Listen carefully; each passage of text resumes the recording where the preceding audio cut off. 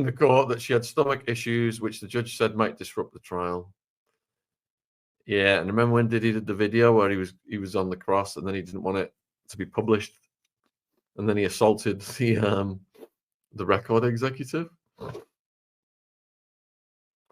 All right, what we won't hear at the trial. Since 2003, dozens of women and men have been filing lawsuits against Diddy, claiming he SA'd or physically aided them. Many of these people said they were slipped substances and were SA'd while incapacitated. Diddy's denying it all. Some of the lawsuits have claimed that other celebs were present or participated. The great majority of these allegations, however, are not part of the criminal case. Prosecutors have chosen to focus on a relatively small number of accusers and allegations where there is physical evidence or corroboration by witnesses. All right, so the witnesses and the evidence against Diddy. So without identifying them publicly, prosecutors have said 4 of his accusers are going to testify at the trial. The prosecution will be allowed to show the jury security video of Diddy beating and attacking Cassie. His attorneys are expected to argue at trial that the government is demonizing and distorting the sexual activity of consenting adults. They have also argued that 2 of Diddy's longtime girlfriends willingly brought a male worker of the night into their relationship. And Cassie was his on-again, off-again romantic partner for more than a decade. And her lawsuit alleged years of abuse, including R-word. And it began the scrutiny that led to his prosecution. The jury questionnaire hints at Mike Myers, Kid Cudi, and Michael B. Jordan being called as witnesses. And we covered most of that yesterday. Prosecutors are saying that the famous star's attorney is unfairly helping Diddy in court. They've just claimed this week in a filing that the superstar lawyer Mark Garagos has helped Diddy's defense despite not being a part of his official legal team. Mark frequently discusses the case in his podcast, Two Angry Men, which he co-hosts with TMZ's Harvey Levin. The attorney was present in court on Monday, sitting behind Diddy's several lawyers. Prosecutors say Mark was advising the defense attorneys on the jury selection process, even though lawyers are not allowed to make public statements that could interfere with a fair trial. Mark's daughter is officially one of the attorneys representing Diddy in the trial. Juror was excused after admitting he read about the jury selection process on Monday. So an Asian man who works as a lawyer was excused after admitting he read a news article about the jury selection process on Monday, despite the judge telling him not to. He just couldn't resist. And he's a lawyer. The man said he read about who was excused from the jury on the train after he left court. Prosecutors wanted the man removed, while the defense argued he should not be axed because he was honest. But the judge decided to dismiss him. Another jury was excused after saying Diddy could buy his way out of jail.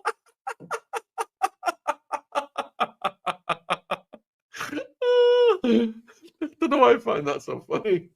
Diddy could buy his way out. Oh, he wishes it didn't work for Epstein.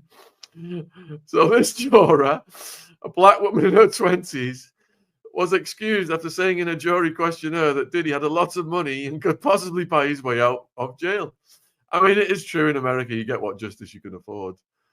But the way she's phrased it is quaint. The woman said she was a victim of an attempted R-word 3 years ago, and the police could have done more to solve the case. Oh, that's sad. She was one of the 6 excused today by mid-morning. 2 potential jurors saw no reaction to Diddy. There was no reaction from the group of 32 potential jurors as they filed into court and heard a summary of the case from the judge. Diddy turned and faced them again and scanned the group, trying to make eye contact with one of them.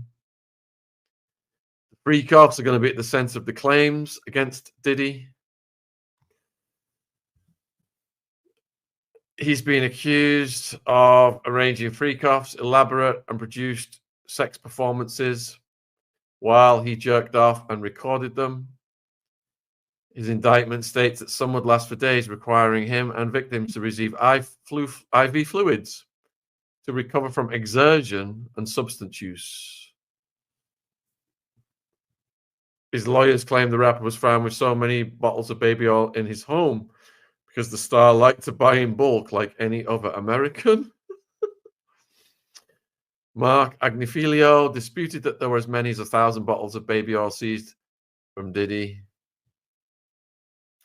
A psychologist who said she has taken sexual harassment training made it to the next round of questioning. She's the first potential juror to make it to the next round on day 2. She told the court she can be fair and has experience with lawsuits after her mother was involved in a fatal car crash. She added her sister was a crack addict before being abused and dying of cancer. Really sad. Another man was asked to be dismissed because he had 7 stents in his heart and could not face the entire trial. One woman was dismissed after saying her son is an executive assistant district attorney in Rockland County. She had said she could try to be unbiased but could not assure it. Another was dismissed after admitting he saw the Cassie video. Wow. All right, we've already gone over the questions that they got asked. Timeline of Diddy allegations, lawsuit, Cassie's lawsuit, court in session. All right, let me see if there are any more updates since we started, folks. And we are endeavoring to get a lot more guests on. Cassie's lawsuit. Where's good old Austin Powers? Austin Powers. Should we get him back up there? Where is Dr. Evil? There we go. There he is. How's everyone doing in the chat? I know BJ is doing another multi-hour stream on this. I would urge people to go over there if you're looking for more content on this. We need to get BJ on as well. That would be great because we've got months and months of this now. We're just getting warmed up, and we've got some fantastic content coming up. I'll tell you who we've got this week. It's looking good, guys. We've only just got all these scheduled today. So, finally, Lionel's wife is coming on tomorrow at 8 p.m. Lynn's Warriors channel to talk about Virginia, Diddy, Weinstein, and human transportation. We've got Kevin Annett back for a part 2 on the popes, the Vatican, and horrors of the Catholic Church, part 2.